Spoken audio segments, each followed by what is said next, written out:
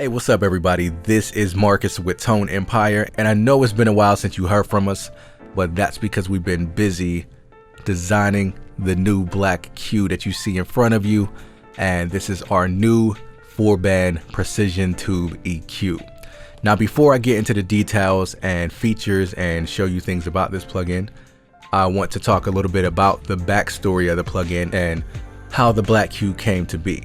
So here at Tone Empire, we love the sound of vintage gear, analog gear with tubes and transformers. We love that. So with that being said, we decided to take a compressor and start with just the shell of the compressor and hand build it ourselves from the ground up, including all the tubes, transistors, circuitry, transformers. Everything was hand built specifically for this compressor, and it took about 6 months to complete the build of this compressor, but it yielded some wonderful results. So what we decided to do was take that same signal path from that compressor that consists of tubes and transformers and model the black Q after that.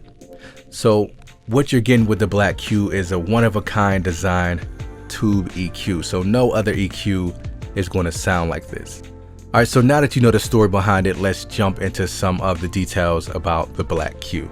All right, so if we start off to the far left, you have your low cut filter section, and this is set to a 24 dB slope octave, but really smooth sounding. Underneath that, we have your on off switch, and this is going to bypass the complete plugin. Next up, we have 4 bands. Each band has a negative 10 dB plus 10 dB of gain. And then each band also has an adjustable Q. Now let's talk a little bit about what's unique about the black Q. Now you can also bypass each band individually, and you can also bypass the EQ section altogether, just being able to use the drive knob to get some tube saturation, so you can use this as a saturation unit as well. All right, so let's talk a little bit more about the airband. So as you see, the frequencies on the airband goes from 12K to 20K. So this is going to give you that silky, smooth, expensive sounding top end that is not harsh. Next to the airband, we have the drive knob, and you have 2 types of saturation that goes with this drive knob. You have type A and type B. Type A is going to give you a warmer, fuller sounding low end, and type B is going to be more mid-focus, a little bit heavier saturation and kind of crunchier. Now what's unique about the drive as well is you can use it pre-EQ or post-EQ. And that's a really great option because let's say you have a mix and you need to clean it up, but you can also add some warmth back into it using it post-EQ, and this is going to give you a cleaner sounding, warmer sounding mix. All right, so if we come down to the bottom, you have your presets, and we have some great presets for you. You can also save your own and load your own presets. And up at the top, we have your dry wet knob, and then we also have your input and your output. All right, so let's get into some examples because I got a lot of them lined up for you. The first example up is going to be on the drum bus. So I want to talk to you a little bit about how I use this on the drum bus. All right, so what I did is filter off to about 40 hertz to tighten up that kick just a bit. I am also boosting 4 dB at 50 hertz, and then I am taking away some frequencies at about 347 hertz. There was just something in there I didn't like, so I wanted to remove that. I'm boosting a little bit at 5K, and then I am also using the airband and the drive at 50% type A pre-EQ. All right, so I'm gonna start with a bypass, and then I'm going to engage it.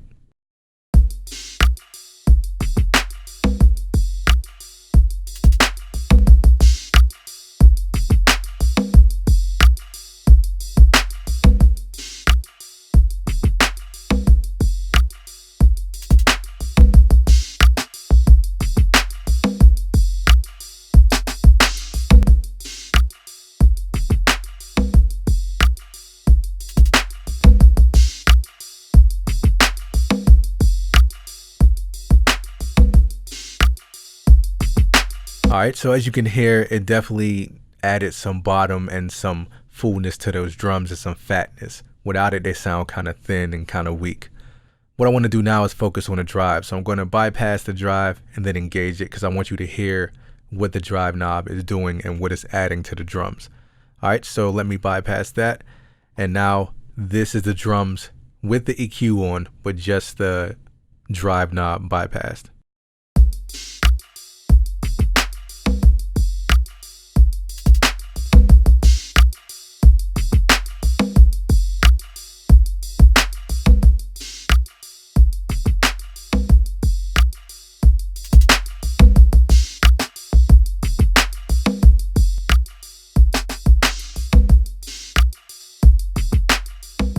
All right, and for the next example, I have it on Synth Bass. So I want to show you how you can use this to warm up your synth bass. So what I did again was filter off a little bit. You don't want the kick and bass to be fighting each other. What I did was do 4 dB boost at 70 Hertz.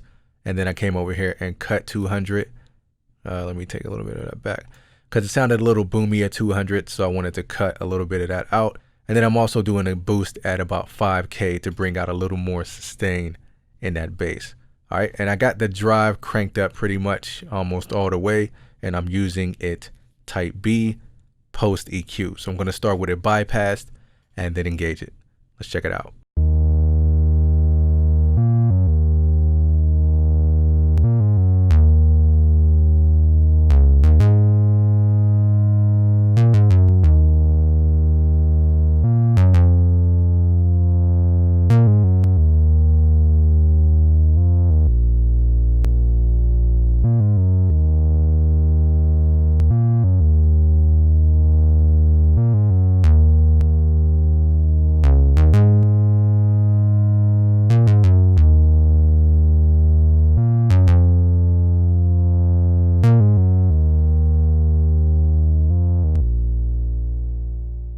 So for this next example, I also want to show you that the Black Q is really good at being a subtractive EQ as well. Because this EQ is so smooth and transparent, it's really good at both adding and being subtractive.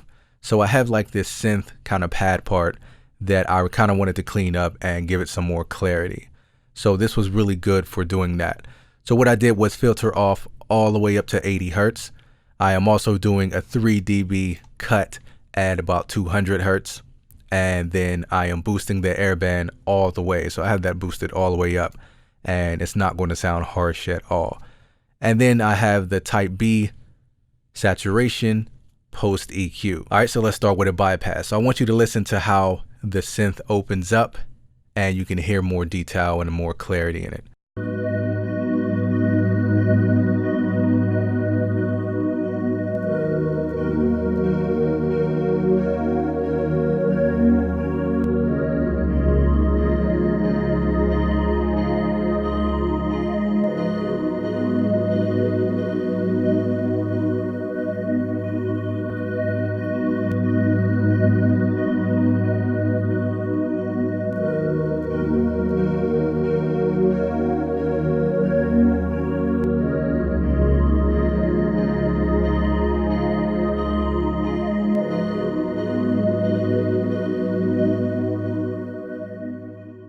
All right, so there's one more thing that I forgot to mention about the Black Q, and that is the fact that it is very light on your CPU. So you don't have to worry about that. You can have these strapped on your mix and it is going to be good. You don't have to worry about eating up a lot of CPU. Now that brings me to the last example, and as you can see, I have quite a few of them. So I do have it on the bass, I have it on the synth, have it on some Rhodes. I also have it on like this kind of pad and the drum bus and the mix bus. So what I'm going to do for this example is I'm going to start with it in this time. So you can hear when I pull all the Black Qs out of the mix just seems to fall apart without it and it sounds kind of bad. All right, so let's hear it with it in and then I'll take it away. All right, let's check that out.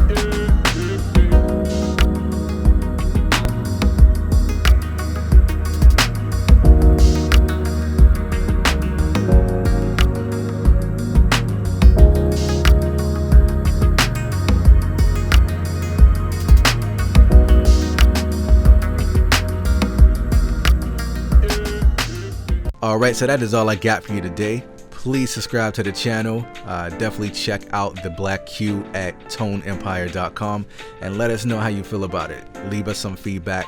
Let us know how you enjoy it. Alright, so I'm Marcus with Tone Empire. Peace and until next time.